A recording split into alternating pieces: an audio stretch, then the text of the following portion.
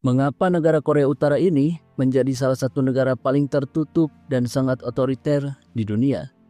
Negara yang terletak di bagian utara semenanjung Korea ini dikenal karena pemerintahannya yang sangat otoriter, budaya politiknya yang penuh rahasia, dan kontrol total atas warganya. Tapi sebenarnya, apa yang menyebabkan negara Korea Utara ini setertutup sekarang, bahkan sangat otoriter? Apakah ini karena pemimpinnya yang sangat keras, atau ada beberapa faktor lainnya? Pada video kali ini kita akan membahas tentang keunikan Korea Utara dan kita akan bahas kenapa negara Korea Utara ini bisa sangat tertutup. Untuk memahami kondisi Korea Utara sekarang, kita harus mundur dulu ke belakang, yaitu pasca Perang Dunia Kedua. Setelah Jepang menyerah pada tahun 1945, semenanjung Korea ini sebelumnya dijajah oleh Jepang dan dibagi menjadi dua wilayah.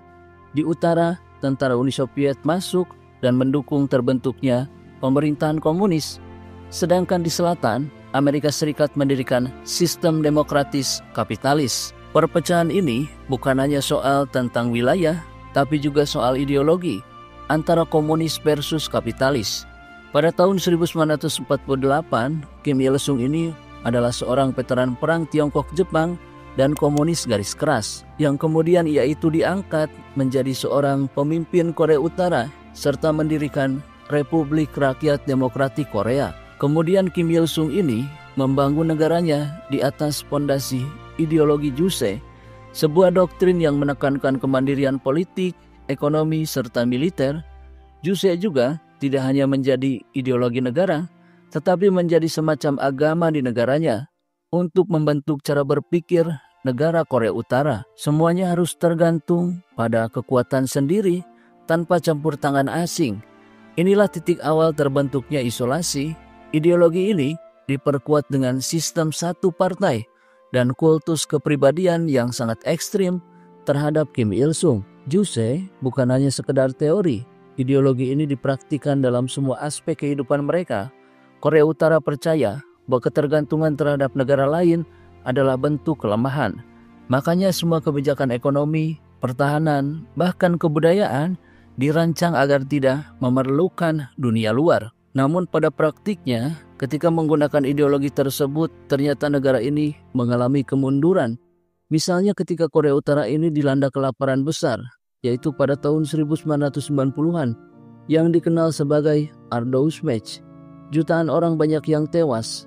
Tetapi pemerintahan ini tetap menolak bantuan dari asing secara luas karena dianggap bertentangan dengan ideologi tersebut. Nah, selain Juche, ternyata di Korea Utara ini ada juga doktrin yang disebut dengan Song-un, atau militer itu di atas segalanya, yang diterapkan sejak era Kim Jong-un. Dalam sistem ini, militer menjadi sebuah prioritas utama dalam anggaran dan juga kebijakan. Hal ini bukan tanpa alasan. Ternyata rejim ini merasa ancaman terhadap kekuasaannya bisa datang dari luar, terutama Amerika Serikat. Makanya negara diperintahkan untuk menempatkan kekuatan militernya sebagai alat utama stabilitas nasional sekaligus masyarakat. Nah, salah satu pilar penting dari kekuasaan Korea Utara ini adalah pengawasan dan kontrol total terhadap warganya. Tidak ada ruang untuk pribadi. Pemerintahan juga memiliki jaringan informasi yang sangat luas, bahkan dalam lingkungan keluarganya sendiri. Anak bisa melaporkan orang tuanya, begitupun sebaliknya. Jika ditemukan menyampaikan pendapat yang berbeda dengan negara, maka Departemen Keamanan Negara dan Kementerian Keamanan Publik memiliki kekuasaan yang sangat luar biasa untuk menangkapnya. Bahkan pemerintahannya juga tidak akan segan-segan untuk memasukkan mereka ke dalam penjara. Seperti hal-hal sepele saja, mendengarkan radio, di luar batas menonton TV, menonton film, seseorang bisa aja dikirim ke penjara secara paksa. Negara Korea Utara ini sangat memahami bahwa kontrol terhadap informasi adalah kunci untuk mempertahankan kekuasaannya. Pemerintahan tidak mengizinkan adanya media bebas. Semua laporan koran, majalah, televisi, bahkan radio adalah milik negara dan hanya menyiarkan informasi yang mendukung pemerintahan saja. Bahkan waktu tayang TV aja dibatasi dan hanya 3 saluran yang bisa diakses. Semuanya milik negara. Akses internet hampir tidak ada. Hanya beberapa elit tertentu saja yang bisa mengakses jaringan tertentu di internet. Lebih beratnya lagi, ternyata masyarakat Korea Utara ini sering sekali dibombardir dengan propaganda anti barat setiap harinya. Sejak anak-anak saja, mereka telah diajarkan bahwa musuh utama mereka itu adalah Amerika Serikat dan sekutunya.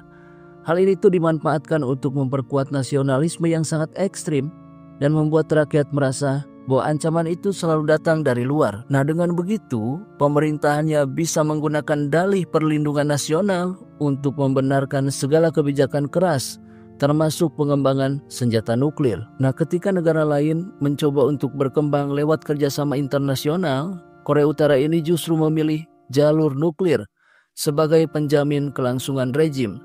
Dimulai sejak tahun 1980-an, program nuklir ini telah dikembangkan dan menyebabkan kekhawatiran global.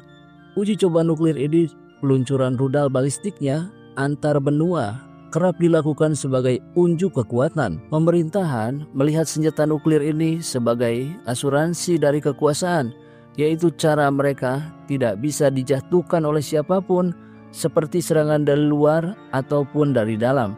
Akibatnya, sanksi internasional menumpuk. Bahkan ekonomi Korea Utara aja makin terisolasi. Bahkan negara seperti Tiongkok yang dulunya menjadi sekutu dekat mulai mengambil sebuah jarak. Tapi alih-alih berubah, negara Korea Utara ini justru malah menggandakan sebuah retorika dan sebagai simbol propaganda untuk kemerdekaan. Situasi ini menciptakan lingkaran setan yang sangat besar. Semakin keras tekanan luar, semakin keras juga propaganda di internal. Nah, bagi rakyat Korea Utara sendiri, tentu saja kehidupan sehari-harinya sangat berbeda dari dunia luar. Mereka hidup dalam kemiskinan, bahkan banyak sekali yang kekurangan. Pembatasan secara ekstrim, tidak ada kebebasan berpikir, tidak ada oposisi politik, dan kebebasan beragama kabarnya dibatasi. Jika ada seseorang yang berani menyimpang atau melawan hukum, tidak hanya menimpa kepada seseorang saja, tapi keluarganya juga akan dihukum. Dan sistem ini disebut dengan hukuman 3 generasi yang menciptakan ketakutan yang mendalam terhadap warganya sendiri. Bahkan kabarnya juga, kamp kerja paksa adalah mimpi buruk bagi warga Korea Utara.